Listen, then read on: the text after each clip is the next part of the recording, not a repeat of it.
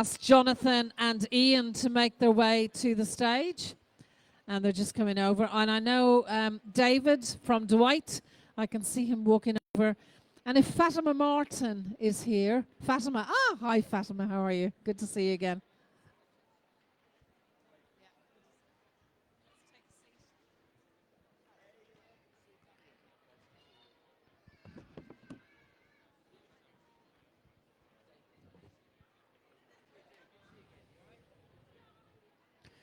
We have a world of IB people here this morning and CBSE. I'll throw the British,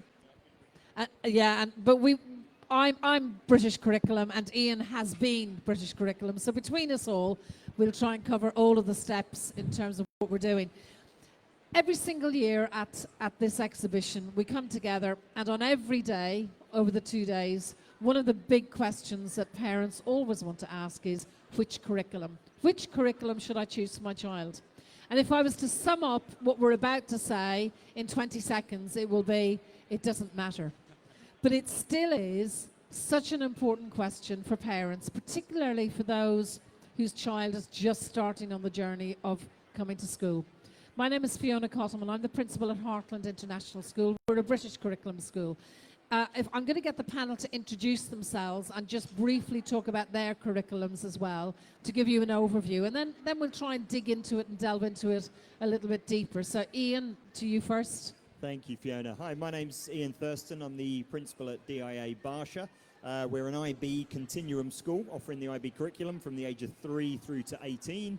And we also offer BTECs in grades 11 and 12 as alternative pathways for students as well. Fatima? Is there not a mic? Oh, there should be a microphone on your chair, Fatima. Just flick it up there to turn it on. Hello, good afternoon, everyone. I'm Fatima Martin. I'm principal at GEM's New Millennium School, the one that's located in Al Khail. This is an 11-year-old school. We are a K-12 school as well. It's been 2 years since we've introduced the pre-K2. We are a dual curriculum school.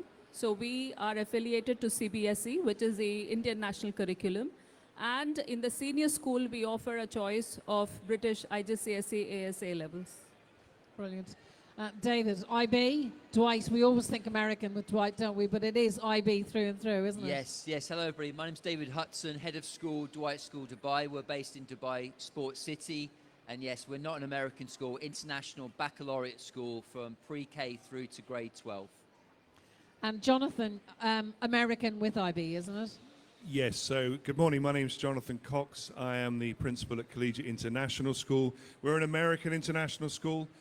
We are an IB continuum school, pre-K through 12, PYP, MYP, DP, and CP, all 4 programs. But we underpin our curriculum against the New York State Next Generation standards, and we issue an accredited US high school diploma as well as IB AP. Jonathan, let's stay with you and start with you then, because you've just talked about a few things that are really specific to American schools. First of all, you know, we know, well, we don't, but today we're going to find out a little bit about maybe what Common Core means and about the fact that different states have different curriculum, which then different schools adhere to. There isn't such a thing as like an American curriculum like there is with the British curriculum, is there? You're absolutely right. There's no American curriculum. There's no American system. The one thing that isn't united in the United States of America is education. The Common Core standards are a federal generated set of standards. Again, not a curriculum, they are standards. So they're benchmarks against which we can measure individual student progress. And then most states have chosen to adapt those to some degree. I was in Texas a few years ago. Texas do everything differently, so they've really changed it up. But we've adopted the New York Next Generation standards. It ties into our accrediting authorizing body, which is the New England Association of Schools and Colleges. So the standards provide the what we teach or the context of what we teach, and then the IB provides the how we teach. It's our methodology in teaching, learning, and assessment, as we're all familiar with, the student-based, inquiry-driven, rubric assessments, etc. if we move on, David, how do the contents, if you were trying to really tell parents, what's the real difference between all of these curriculum models?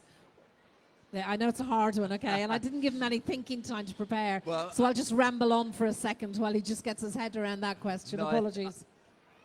No, I think there are subtle differences between each curriculum, but I think there are not necessarily major differences. And you're right, IB, the way in which IB is taught is not necessarily unique, but it is very inquiry driven.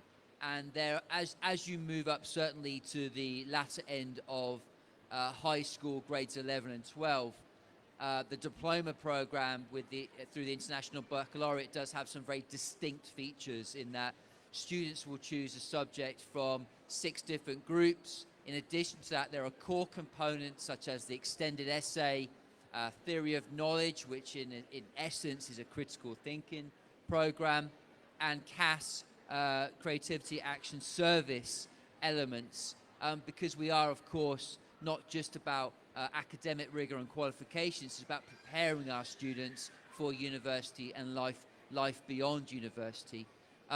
But having said that, the important thing is really the school and how that is applied in terms of teaching and assessment. So whilst you might identify subtle differences between each curriculum, it is important that you visit a school, because IB is a set of standards, and I would like to think that both Ian's and our schools would have those high standards, but even in a school, there will be subtle differences in how that is applied, and that's what makes the school unique as well.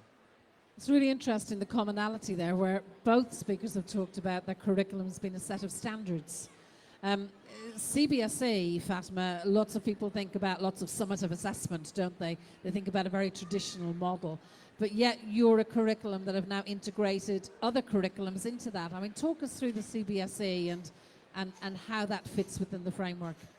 So at GEMS New Millennium School, we very strictly adhere to the CBSE, or it's called the NCERT standards, which basically are getting them to prepare for the board exams. That's very strictly followed in grades 10 and grade 12, which are the grades where they take up the board exams.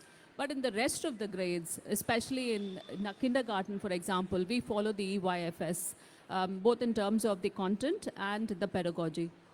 And as the school, and as you move through the rest of the phases, like in the primary school, it is again a very enriched curriculum. It has opportunities for real life learning, cross-curricular links, and I think it is more about the curriculum design and the quality, rather than just the syllabus-driven approach. And India is also coming to terms with that through the national education policy, which it has introduced. In fact, in the well, we are just waiting our board exam results now, and they have done away with, I mean, it's been a long, I think it takes a lot of courage and perseverance to do that, given where India has come from in terms of this education journey. They completely done away with anything called merits or distinction, or even like so they only allocate a grade per subject, and they do not then categorize that into a percentile and etc. So it's very, I think, standardized, but there's also a lot of flexibility in terms of high achievement rather than just competition. So we moved away from that focus on assessments to curriculum quality and curriculum design. But just to stay with you for 1 minute, Fatima, because you are quite unique because of those board exams and the linkage to the Indian national curriculum framework. Your academic year is also different than the rest of us, isn't it? So that is right. Maybe just explain to parents, because a lot of us think about a September start, and September being the start of the academic year, but for you it's different. Yeah, so for us, we start the school year in April and we finish it in March. So for students who are moving from the Indian curriculum to the British curriculum after grade 8, we offer a 3-month bridging program, which gets them to understand the application space, or the different nature of assessments that exist in the IGCSE, ASA levels as compared to the CBSE exams. But it's not just the exam-based approach. I think it's also understanding the, like literally like when you're looking at science or math in grade 8, I think the content and the topics may be very different to what gets them to IGCSE. So it's a very good pathway to do the bridging program and plug all of those curriculum gaps, so to say. But I quite agree with Ian. It is, when you enter a school, it is not just about which board exam that we are affiliated to, but it's really about the curriculum design and the very many aspects. I mean, I think curriculum is really a mile wide, and it has to be a mile deep also for someone to really get the full, the fruit of that learning journey, and not just a qualification at the end of the board exam. It's interesting. You started on a discussion point there that Ian and I were talking about earlier, which is that whilst we're all in agreement that curriculum doesn't fundamentally matter, particularly at the beginning, there may be reasons why parents do need to choose a particular curriculum model. Talk to us about the IB in relation to that, for example, and that will be interesting to then follow through with sort of American curriculum, etc., in terms of both progression, parent movement, and why that curriculum might fit best. Yeah, sure. I think everyone knows Dubai is quite transient, so people are coming and going. Sometimes families are here for 1 year, 2 year contracts. So if they have come from a certain country, a certain curriculum, and they know that in 1 to 2 years they're going back into that, sometimes it makes sense to stay with what you know. One of the questions I often get is, it's about onward progression. Where is this qualification curriculum going to get me? So it's important to understand how well recognized it is by universities, etc., and things like that. Now, most countries have their own national curriculum as the first recognized curriculum for their universities. The International Baccalaureate is almost always the second listed curriculum because it is seen as international. It's not bound by any government or political system or anything like that. It really does try to inculcate as many different countries and regions as much as possible as well.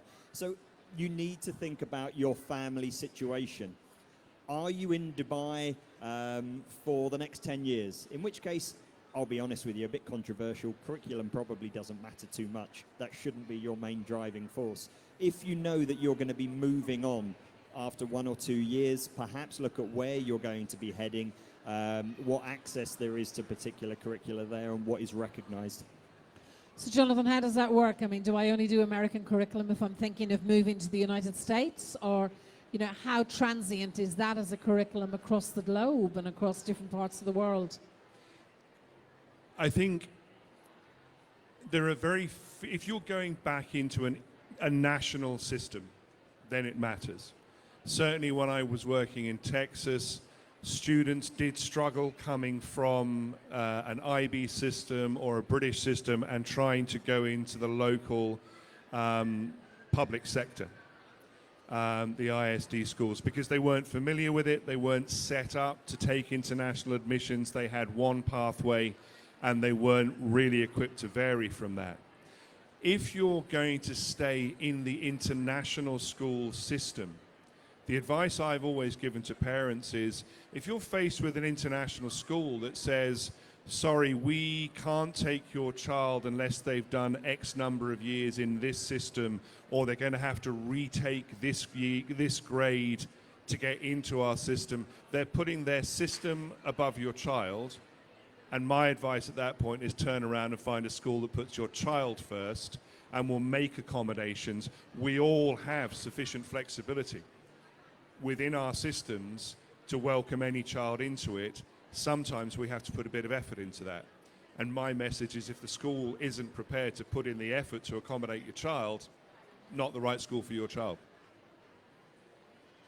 Moving on, IB. I know we've touched on IB, but again, that transient nature of the IB, I mean, it's recognized right across the world, isn't it? Yes, I mean, at the top end, obviously, it's widely recognized as a rigorous pre-university qualification by universities throughout the world. But I would echo what you just said there about, you really should look at a school, and if your child is studying maths and English and science and all of these subjects, they should be able to transition into a different school with a different curriculum.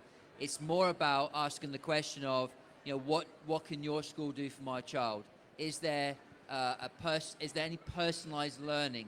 Because the reality is your children, our children will be developing skills no matter which curriculum in which they are learning. So they can move from a British curriculum to an IB curriculum, an IB curriculum to a British curriculum, and other curriculum.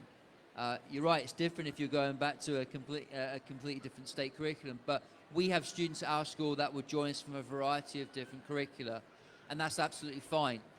There should be no barrier. It should be more, what are you going to do for my child to help them transition into your school, to make sure that your curriculum, your teaching is personalised for my child? That's the question I would ask. I do apologise. I got very distracted by a 3-year-old who was obviously on the search for the right curriculum for her, and I saw her wander but couldn't see an adult with her. So I think we finally found Dad, who is now looking for her. If anybody sees a little girl with a green T-shirt on, we know she's in the building, but she was very happily walking around and having a look at Kent College there at the time. So maybe that's where she wants to go. Fatma, you know, do I only do the CBSE if India is my destination of choice?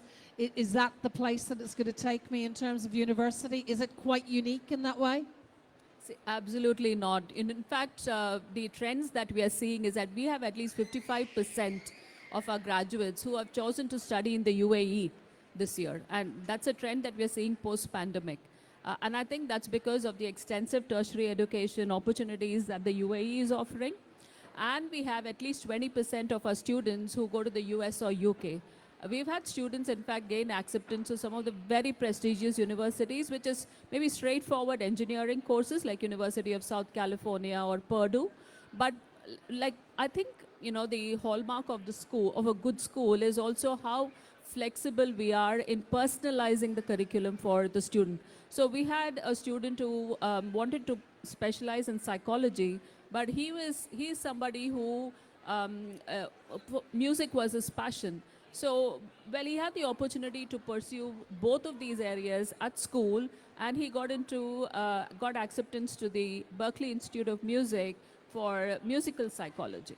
So I think, you know, it's very important that, you know, when they're picking the school, they know the flexible options that the school has rather than just a rigid curriculum or co-curricular choices. Which is why I think the schools have to continuously engage in the review and development of the curriculum and not just be static about it, though there is an affiliation to a board exam in the whole process. I think it's that flexibility in like, as you understand the strengths of the child and the profile of the children by 8th grade, you know, how do you further personalize it and offer flexible opportunities in senior school for them to get into a university and course of their choice is very important. And I think that's what we are doing at NMS. And I think that's a really pertinent point for all of us, isn't it? Because the world has got smaller, and young people can now take any of our curriculums and use them as a passport for excellence. I mean, Ian, progression to university with an IB qualification or a British curriculum, because you've got experience of both, is there a difference? Is there a preference? What does it look like? I think in some individual cases of countries, universities, they know what they know and they stick to it. But I mean, I've been in Dubai 17 years now, and I've seen a massive shift where universities are more understanding of more curricula now. You will find some countries that might give more scholarships where they're seeking out particular curricula or something like that. But largely the main national curricula, the IB curriculum, universities understand them. What they're looking for is beyond academics. So the actual academic results that you get is these days not enough. It's what else are you doing with it? So one of the things I love about the IB is that it's a really holistic education system. So yes, you get academic results, but built into your learning throughout the IB is giving service for others. So volunteering. Universities are crying out for this sort of thing because it shows that you're proactive, that you are going to give back to the community in that university as well. Within the IB, we have the ATLs, which are the skills base. So within our lessons, yes, we have content that has to be taught, but we have skills that have to be taught as well. And again, those soft skills are really, really important that universities are looking out for as well. So for me, all of the curricula will give you a qualification that will say, I'm able to learn up to this sort of level, but beyond that, what else, what other opportunities is your school giving? I'm conscious that we do have quite a few people who are with us in the audience. It's important to note that all of these sessions are being live streamed, and indeed they will appear on the Schools and Nursery Show YouTube site. And we know from last year many people watched these discussions after the event. So whilst our audience is small and perfectly formed, there will be a wide range of people after. But I wondered, does anybody here have a particular question for these panelists? Please don't be afraid. I'm happy to take a microphone down to you if you've got a particular question. That's because the level of what they presented to you has been so good. So I'm going to go, Jonathan, I'll begin with you.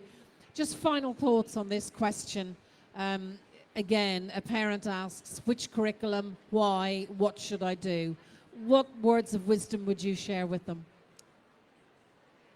I think if you're looking at the top end of the school, then there does need to have a detailed conversation about your child's ambitions for post-school education, subjects, country destinations, level of competitiveness of university, etc., and which pathways are going to be most suited to that. Because at that end of the school, we move increasingly to focus on qualification above education.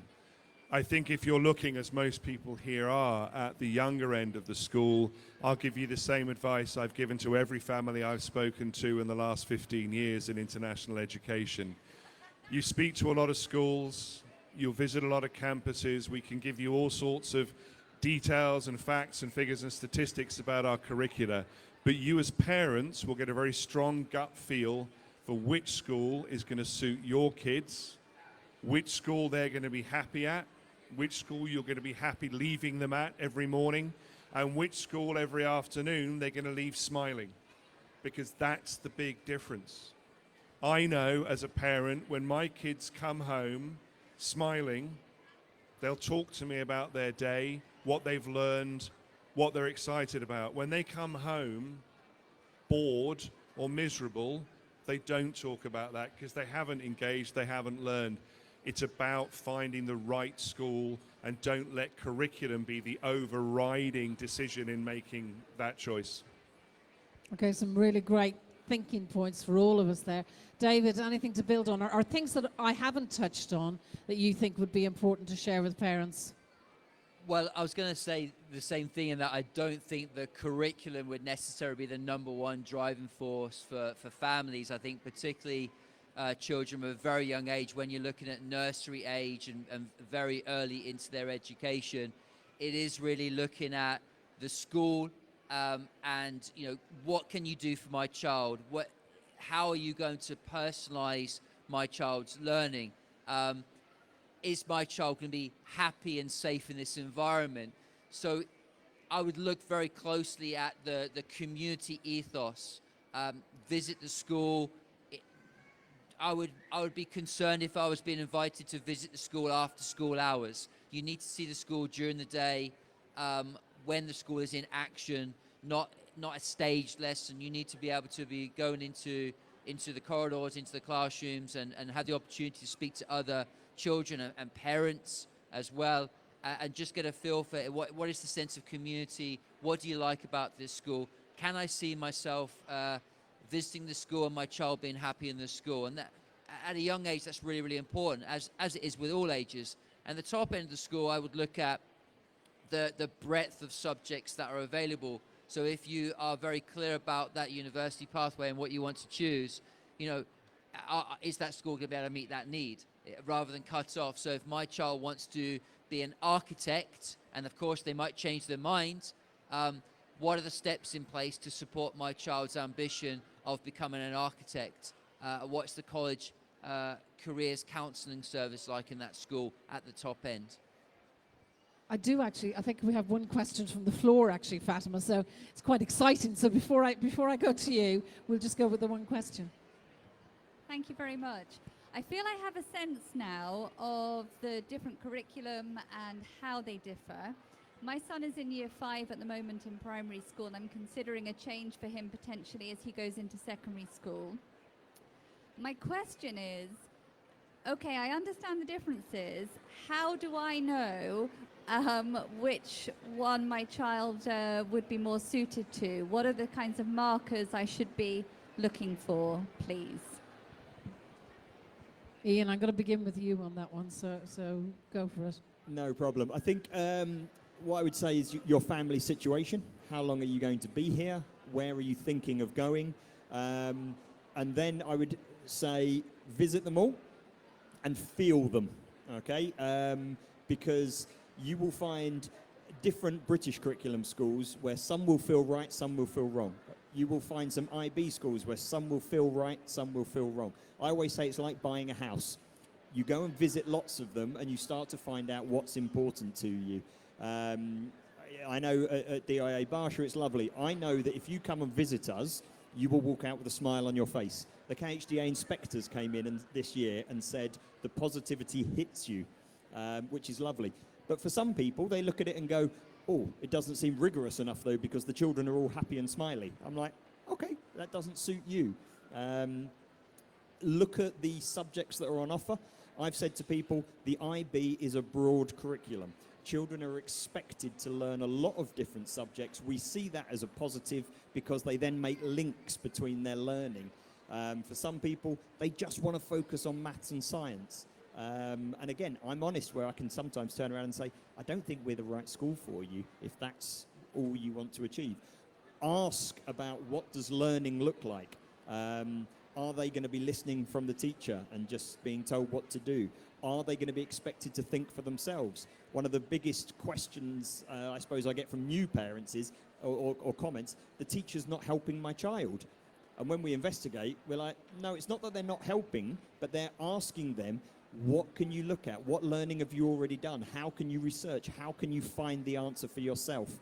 How are they going to be assessed? Is it just going to be exams? Are they going to be doing projects? Are they going to be assessed throughout the year? These are the sort of questions to have. But I think the key thing that everyone said is that feel. When you walk in, do you and your child feel comfortable being here day in, day out for what you probably want the next 7 years? Fatima, maybe the same, answer the same question really, but from a different perspective, because with your final thoughts as well to summarize. Yeah, I'd say really, yes, look into the ethos of the school and the culture of the school. I think, in Dubai, we are really spoiled for choice, so to say, because we have so many different curricula and we have a good school down in every block, in every neighborhood. So, we can really look at a school based on the distance, based on, the constitution of nationality of students. Like my own 2 children, they studied in a school which had 80 different nationalities. So it gave them, such immense transferable skills that at the moment they're studying in a different country, but they've had really no problem adjusting in a global context. So I think it really depends on what you want. What is your thinking and what is your vision for your child? And then looking at, does the school work in partnership with parents to achieve that? So as a school, we could be, we could have the best of affiliation with the curriculum provider, but for every individual child, it's a different pathway, and that's where personalization comes in. So is the school open-minded to understand what your child's specific needs are and what kind of opportunities are provided? And this is not just like over the unit or over the course of the year, but on an everyday basis, the different opportunities that are provided to really tap all of the and unleash that potential in every child. And opportunities need to be endless, because it's not about that one size fits all at all. And so the more the opportunities, I think, like my panelists here said, it takes away the focus on, is the exercise books complete, or is that rigor of English, math and science, but rather it is about the skills that are developed and the kind of learning that the child is able to talk about and synthesize further on once they leave from school. So many different aspects that go into finally finding your school of choice rather than just that curriculum and the affiliation that the school has. I think your question has brought us back full circle from where we began, which is we would all agree that curriculum is perhaps not the most important question. The most important question is the culture, the feel of the school, and where you believe that you as a family and your child will be successful. And I think, like Ian said, you know, it is a bit like buying a house or buying a car. Go test drive it. If you find a school that you think might be right, ask if your child can have a taster day, so that they actually come out at the end of it and they're more informed in terms of their choice. Can I just add another couple of boring things to take into account as well? Location. Are you willing to move if the school is right, or is your child going to be on a bus or in a car for an hour each way? And fees. We pay for the education here, so these are family decisions where you have to look at it and say, I might love that school, but I can't afford it. And these are, you know, things to take into account as well. Which is what I thought when I was trying to buy that Maserati, obviously, okay? It certainly wasn't within my price range. You have been very privileged this morning to listen to 4 very experienced leaders, people who bring a great strength and a depth to the education field and sphere here in the UAE. They are here at your disposal at all of their school stands over the course of today. The purpose of the School and Nursery Show is so that you can ask those questions and you can explore these different curriculum. So from a British curriculum perspective, an IB, a CBSE, and an American curriculum perspective, you really have got the best of all breadth here today. So please do come and have a look. Can I thank, please, Jonathan, David, Fatima, and Ian for their time this morning.